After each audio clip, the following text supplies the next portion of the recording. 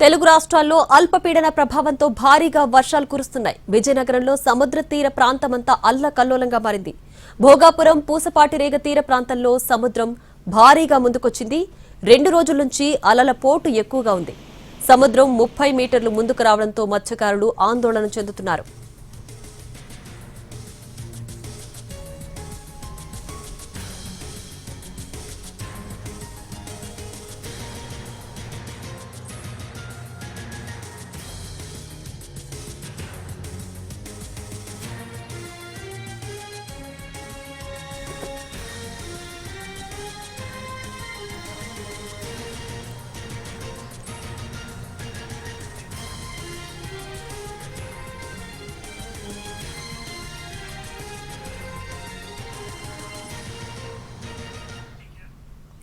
తెలుగు రాష్ట్రాల్లో అల్పపీడన ప్రభావంతో భారీగా వర్షాలు కురుస్తున్నాయి. విజయనగరంలో సముద్ర తీర ప్రాంతమంతా అల్లకల్లోలంగా మారింది.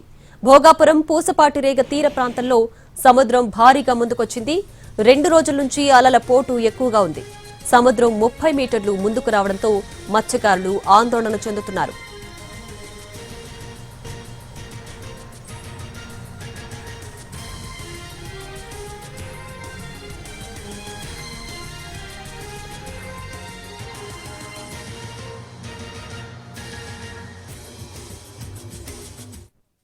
అంటే ఏటకి 3 రోజుల కంటే మత్స్యకారులు ఏటకి ఎవరిని వెళ్ళట్లేదు.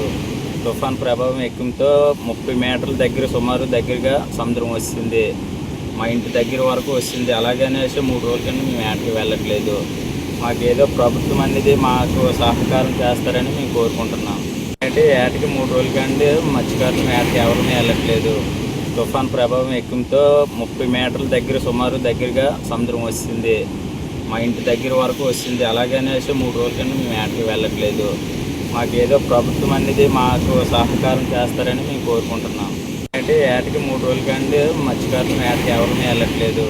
తుఫాన్ ప్రభావం ఎక్కువతో 30 మీటర్ల దగ్గర సుమారు దగ్గరగా సముద్రం వస్తుంది. మా ఇంటి దగ్గర వరకు వస్తుంది. అలాగనేసి 3 రోజుల కంటే మేము ఏటకి వెళ్ళట్లేదు. మాకేదో ప్రభుత్వం అనేది మాకు సహకారం చేస్తారని మేము కోరుకుంటున్నాం. అంటే ఏటకి 3 రోజుల కంటే మత్స్యకారులు ఏటకి ఎవరిని వెళ్ళట్లేదు. తుఫాన్ ప్రభావం ఎక్కువతో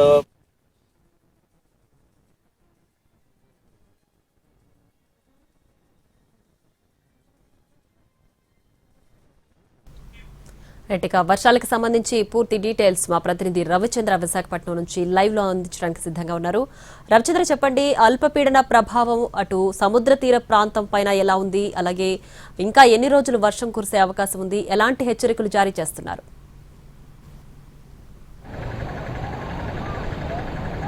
నిన్న ఉదయం 8 గంటల సమయంలో పశ్చిమ బెంగాల్ తీరాన్ని దాటిన వాయుగుండం ప్రస్తుతం జార్ఖండ్ మీద కేంద్రీకృతమై ఉంది. ఇది గంటకు 25 కిలోమీటర్ల వేగంతో కదులుతూ గడిచిన 6 గంటలుగా క్రమేపీ సెంట్రల్ ఇండియా మీదకు వ్యాప్తి చెందుతోంది. దీని తీవ్రత మరో 24 గంటల పాటు కొనసాగుతుందని భారత వాతావరణ శాఖ అంచనా వేసింది. మరోవైపు వాయుగుండ ప్రాంతం నుంచి అనేక ట్రఫులతో పాటుగా ఉపరితల ఆవర్తనాలు కొనసాగుతున్నాయి. వీటన్నిటి ప్రభావం వల్ల తెలంగాణ రీజియన్లో భారీ వర్షాలు కురవబోతున్నాయి. అలాగే దక్షిణ కోస్తాకు సంబంధించి అల్లూరి సీతారామరాజు జిల్లా, ఏదైతే విశాఖపట్నం ఆనుకుని ఉన్న అల్లూరి సీతారామరాజు జిల్లాకు సంబంధించి మరో 24 గంటల పాటు భారీ వర్షం హెచ్చరికలు జారీ అయ్యాయి. ఆయా జిల్లాలకు సంబంధించిన ఎల్లో బులెటిన్ వార్నింగ్ను కూడా ఐఎండీ జారీ చేసింది. ఇక తీరం వెంబడి బలమైన ఈదురుగాలులు వీస్తున్నాయి.